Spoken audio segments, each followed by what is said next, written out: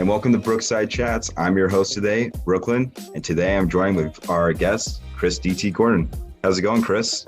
Brooke, I tell you, it's an eventful day so far, but otherwise really good. I'm really enjoying myself. How are you, sir? I've been all right.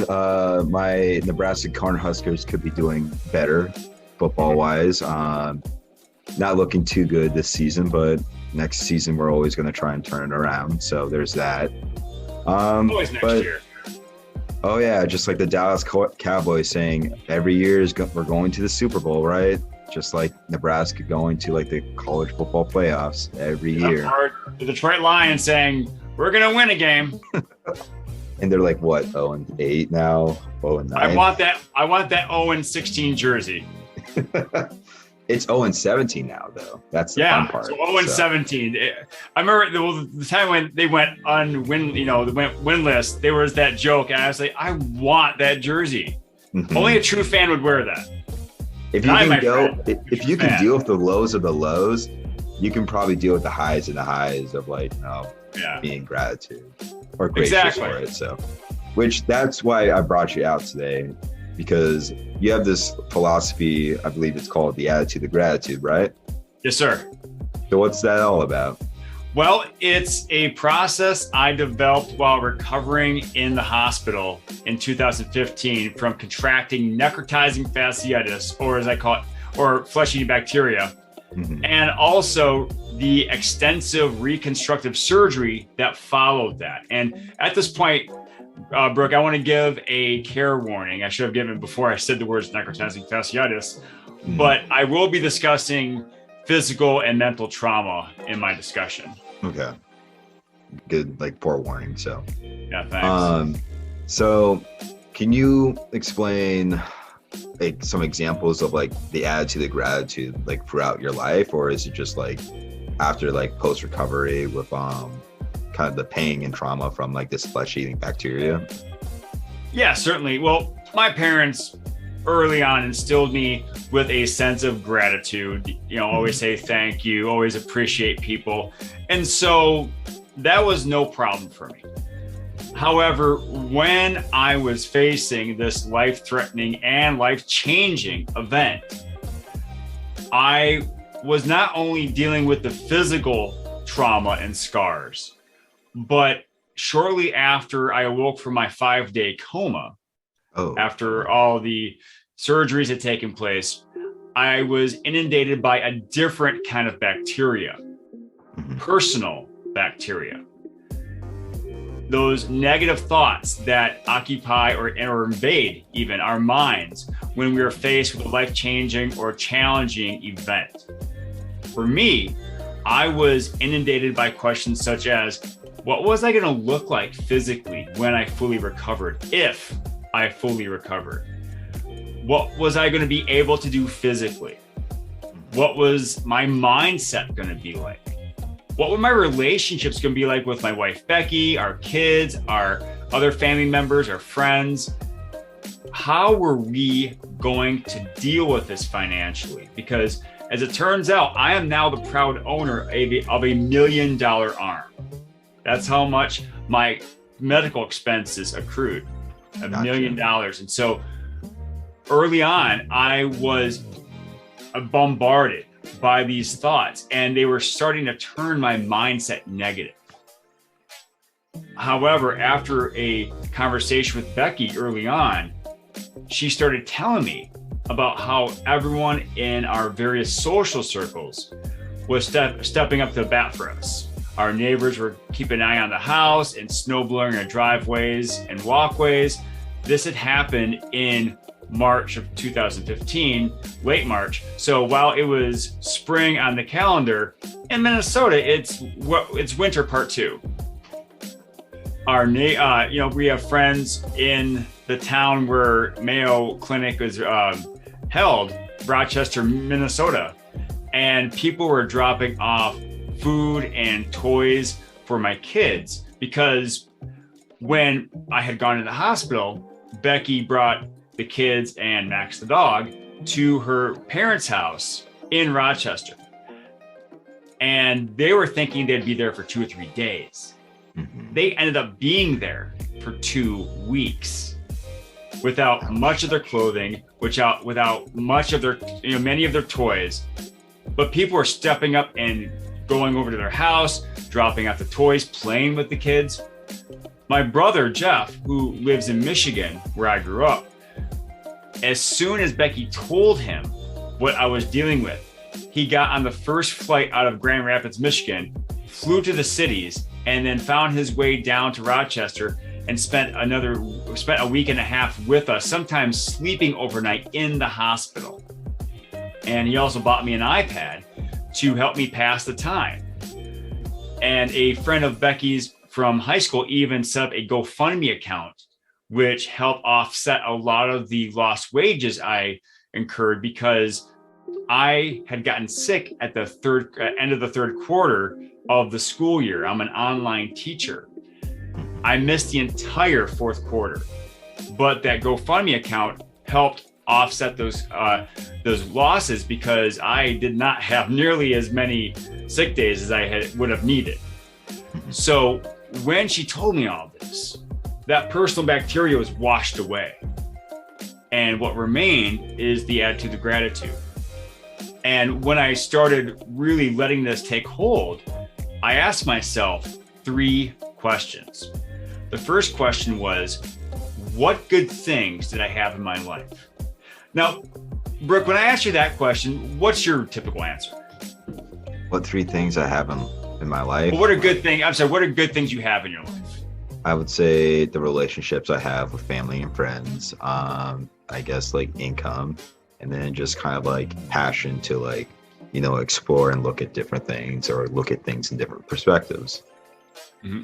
Yes. And I mean, that's a great answer. And that's a lot what we do. We go to the big things. We go to our family, our friends, our jobs, our house, our faith, the big things. Mm-hmm. But I started going a little deeper. I thought, well, what about those little things, those seemingly insignificant parts of our lives that actually bring us that daily dose of joy?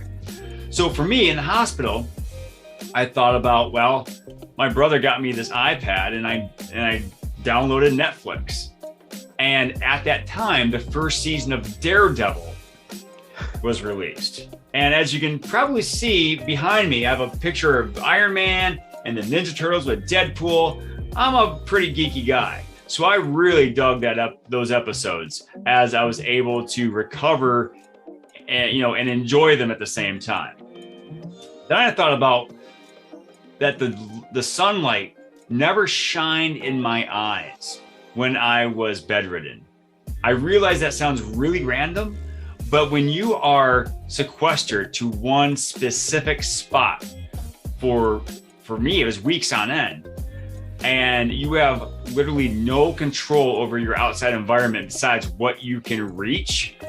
The fact that I didn't have to ask someone to close the blinds when the sun shined through the window was actually a blessing. And then there's the hospital pizza. Brooke, what is your experience with hospital food? Probably little to none, to be honest. Okay. So I've always heard like either good or bad about like the food. I always feel like it's really inconsistent with like depending from hospital to hospital. I mean, depends which one. Like, I'm not expecting like 5 course like Gordon Ramsay style meals, but something right. Yeah. Exactly. Right. Well, the pizza at St. Mary's Hospital was phenomenal. Maybe it was because I hadn't had pizza in about a month when I actually had it, but it was just fantastic. It was like those personal pizzas, deep dish. Oh, so good. And so by being able to look at those little things, I was finding that I was developing a deeper sense of gratitude. And today I still do this on the daily. I'm grateful for my flash drive that actually has a great deal of memory, and it shares my geekiness. I mean, my name is Flash Gordon. It's really built into the name. I'm thankful for door hinges, because imagine a door with a broken hinge. You're basically talking about a wall. But door hinges allow us to walk through walls without any superpowers, and we often overlook them. Then I think about my right armpit. Now, I didn't share this yet, but when I was dealing with enduring those surgeries, one major surgery I had was to take off the infected skin from my right arm, shoulder, chest, and back. And in order for me to heal properly, they needed to put skin grafts on those areas that had the infected skin and tissue. Well, skin grafts are non-porous, which means they don't sweat, which means I only use deodorant on my left armpit. I can make a stick of deodorant last for 6 months.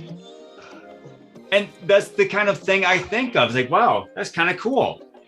And I have developed my sense of gratitude through those little observances that, wow, I really like this Expo marker. I really appreciate having this. And it's not because this is like a rare Expo marker that I can sell on eBay for thousands of dollars. I don't think about the market value of these items. I think about the intrinsic value I put in them, and because they make my life easier or better. Gotcha. So like, for instance, you're just trying to find more and more value with like just the little things in your life and show greatness and show that gratitude for these little things.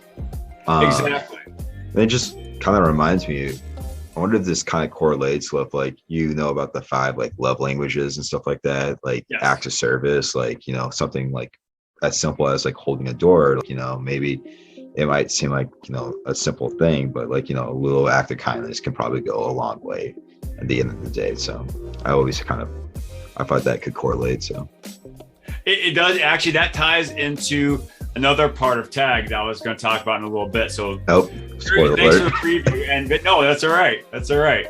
But it's these, this is not new information, what I'm talking about, but I'm reframing it in a way that is personal for me, but also it's able to, for anyone to implement. And using the game T.A.G, well, people know the game T.A.G, we're just playing it. We're playing T.A.G in a different way. So after I thought about what I am thankful for, I thought about who was I thankful for? And I started to acknowledge the appreciated. That's where the A comes in. And again, and you mentioned this before, Brooke, when we think about what we're thankful for, our family comes up, our friends, our colleagues, our neighbors, people who share our faith. And at the time of the hospital, the medical professionals came to mind because, A, they were saving my life, but especially the nurses. They went out of their way to show me friendship and kindness that was not in their job description. When you are in the hospital for a long time, a lot of times they will put up this poster called the Getting to Know You poster. And one of the questions on that poster is, what is your favorite movie? Well, you see behind me, Brooke, I have Iron Man and Ninja Turtles and Deadpool. To my left, I have a bunch of Transformers on my wall. I love Star Wars. Oh, there you go. There's Star Wars right there. And so Pulp Fiction, got Godzilla, got The Thing. Right in front of me, there's Back into the Future and Scarface. So I get you, movies, man. Yeah, great. So you based on what I've told you, you could probably guess what my favorite movie is. That's right, Blazing Saddles. Because I was thinking, what's a movie I could watch over and over again and not get sick of? I was like, there you go. Well, one Monday morning, Chris, the head nurse, practically ran into my room. She was so excited. She said, and she was almost stumbling over her words when she said this. Chris, I was at a garage sale this past weekend and I saw this and I thought of you, and here it is. She had bought me a DVD copy of Blazing Saddles. Oh, nice. I am just a part of her job. I am nothing more than an item on her to-do list. Mm-hmm. But the fact that she thought so much of me, not only to recognize that that was my favorite movie, but then she went out and bought it and gave it to me. I have a sneaking suspicion she doesn't do that for all of her patients. And so that copy of Blazing Saddles is a prized possession of mine, not because of its market value, but because the love and friendship in which it was given. The intrinsic value, as you were talking about. Yes. And now, Brooke, if you wouldn't mind, I have a short 3-step process that I like to share that people could use to develop greater appreciation of people in their own lives. Mm-hmm. So first, I want you to think of someone in one of your social circles and take them out of that social circle temporarily. You're going to put them back. You're not booting them off the island or anything. There you go. And then I want you to look at that person and I want you to think of all the positive ways that person affects the world around them. The way they treat their family, they treat their friends, the way they do their jobs, the way they maybe deal with strangers, all those positive things, all the accolades they have accrued. Then I want you to put them back into that social circle that you both share and just appreciate that you have that fantastic person in your life. I like to use my wife, Becky, as an example. Yes, Becky is my wife, my best friend, my partner. I'm going to take her out of our social circle, though, and I'm going to look at her on her own merits. She's a fantastic mother. She's a loving daughter and sister. She's a brilliant teacher, a well-read historian, a great athlete. She is a wonderful musician. She has a sharp wit and is almost as geeky as I am, but she downplays it a lot more. She is a benefit to the community as a whole. Now I'm going to put her back into our social circle, and she's still all of those things, but now she's my wife, my partner, my best friend to boot. How lucky am I? And so I think if we reframe our relationships with people by looking at how they benefit the world around them without our connection, I think we can really develop a greater sense of appreciation for people and not overlook them so much because we're so inundated with information about our own lives or we're dealing with our own drama. I was thinking about who I appreciated with the think about the good things in your life.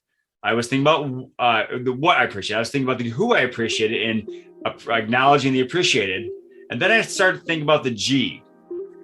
How can I give another person a reason to be grateful? And in the hospital, I really couldn't do a lot. But when I was discharged, that's where I really started to take action.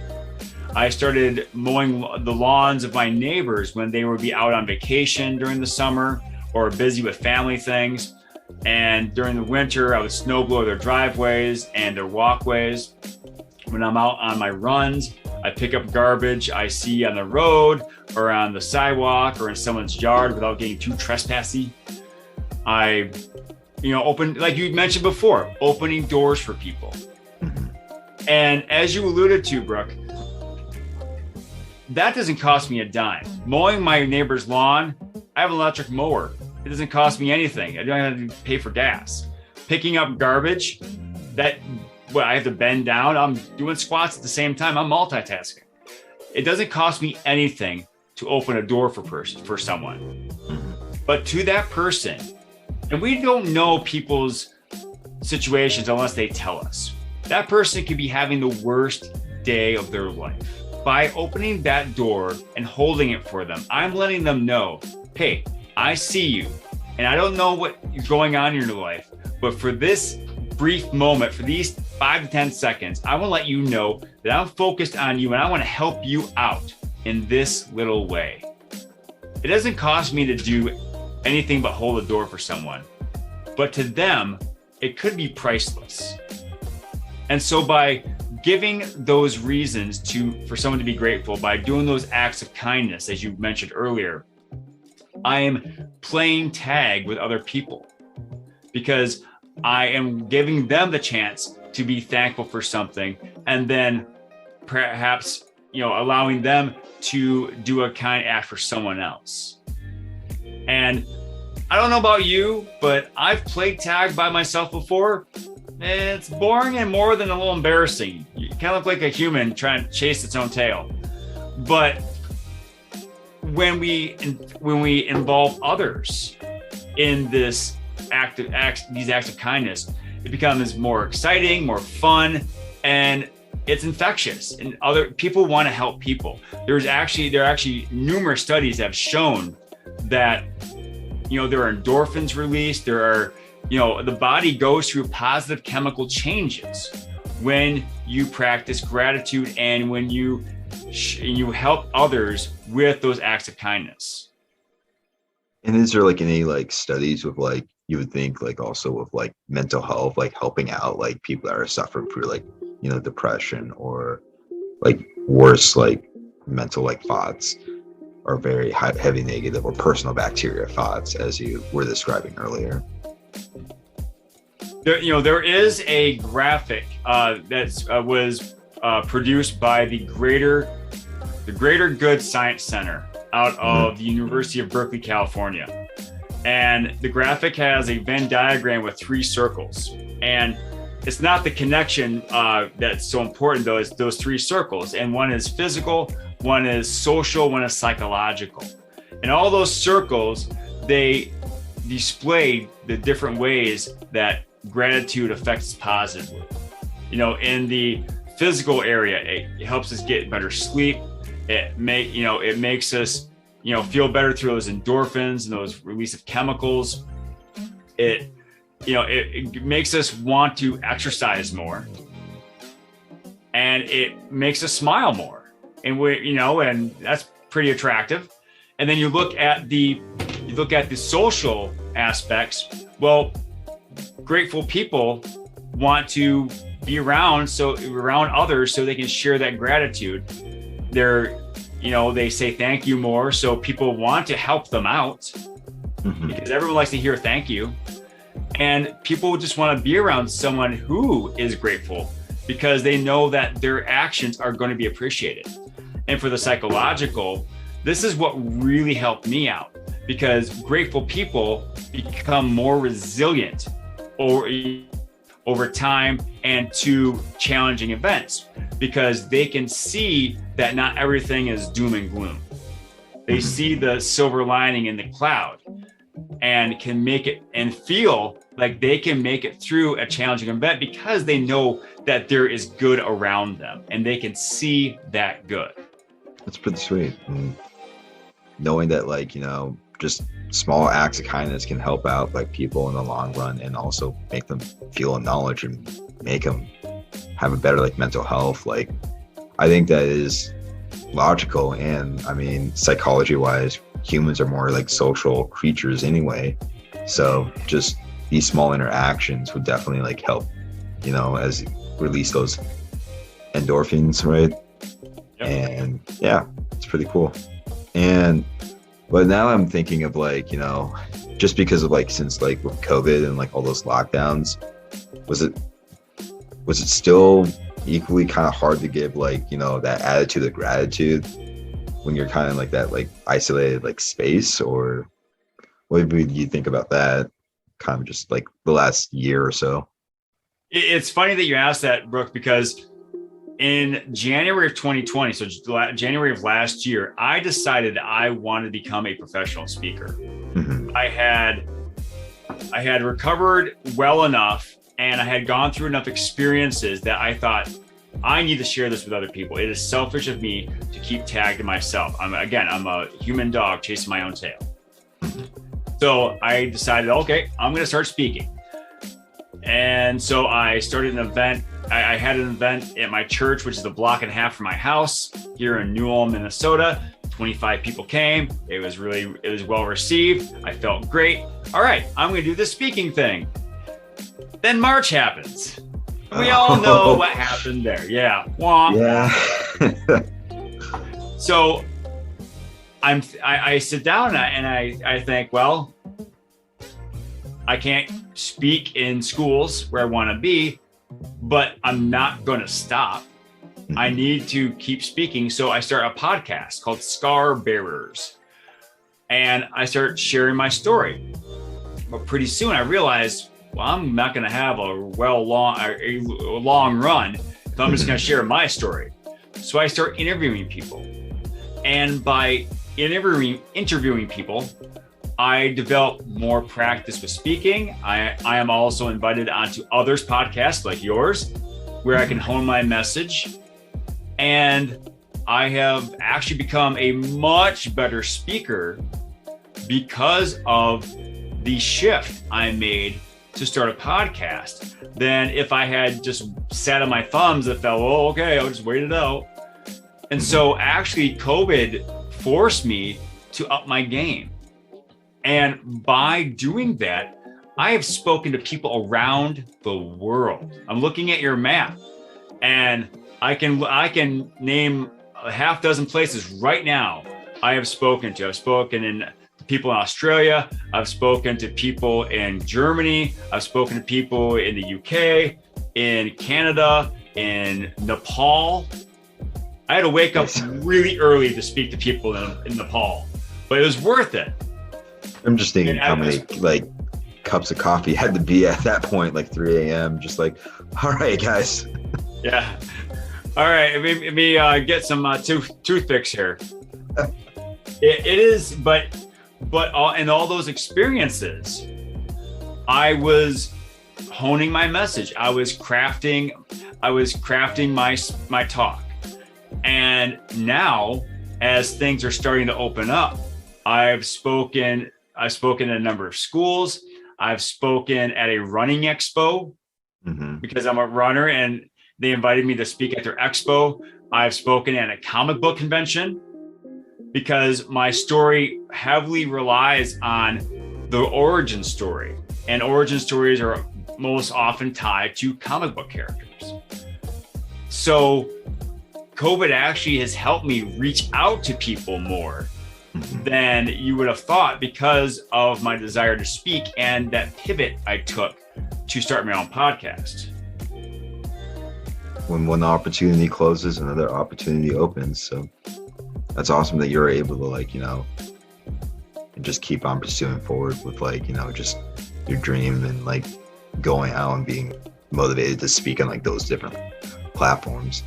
Yeah, thank you. Yeah, I mean, being an online teacher was actually the worst thing for me personally about being an online teacher during COVID was that my wife and kids had to come home. So instead of walking all around the house, my laptop teaching as I please, I was sequestered to my office here. And so I was lucky. I'm not going to be one of those people who, really complain about it because my situation it does not compare to what other people had to deal with. So I was very fortunate. I think a good also message or a good mindset too as well is just your situation can always be worse. So always be grateful, as you say, with the little things. And I can see how you're able to kind of spread this message of the attitude, the gratitude. So yeah, I will say something, Brooke, is that someone once challenged me and said, well, what if there's someone in your social circle that you don't like? What if there's someone that you just can't get along with? And my answer to that person is, well, no, I don't need to get along. I don't need to be friends with everyone.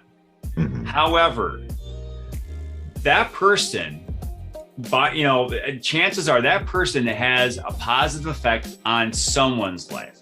There's something that person does that is a benefit to the world in some way. Maybe I may not know it. I may not be aware of it. And that may not make us best buddies. But I can at least value that person as a person and treat that person with kindness. They may not do the same to me, but that's their choice. And so having the ability to see kindness and good in everyone is maybe a muscle we all need to work on, because we all have people that we don't get along with. But at the same time, that person deserves as much love and kindness as we do.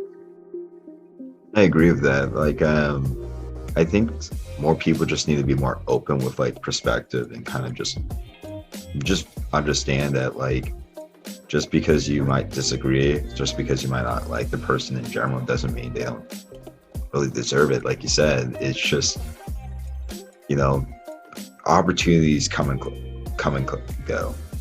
Just because you might not like the person doesn't mean you need to absolutely burn the bridge and just, you know, cast away and block everyone you disagree with out of your life. Like, you don't know, maybe that person could be someone that can help you back later in life, or, you know, you really do change someone else's perspective. Like, I think like a lot of the day nowadays, you see a lot of people kind of like alienating with one another rather than just kind of like, you know, getting along and understanding, or just having that sit down conversation of just trying to understand perspective and be grateful of one another.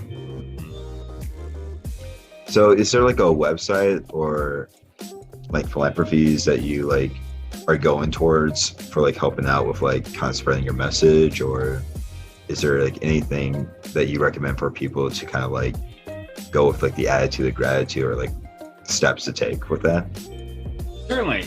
Yes, people can go to my website, chrisdtgordon.com. There I have more information about my speaking opportunities. I have posted some articles that I've written for various magazines. I have a couple of videos people can watch to see my story and to see me in action for a little bit. Mm-hmm. I also have links to my YouTube channel, Chris D.T. Gordon, and my podcast, Scar Bearers. I have links to my Instagram and LinkedIn. I also have a tag one sheet that people can download and print off, and that's free. They can just put a reminder of tag up on their wall at home or at work, so they can practice tagging on a daily basis.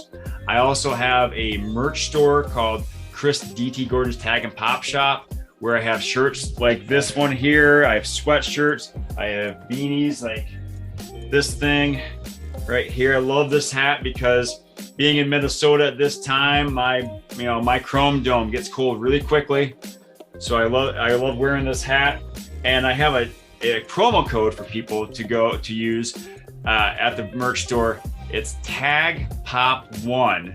It's all caps, Tag Pop 1, and they can get 20% off of all their purchases at the merch store by using that promo code.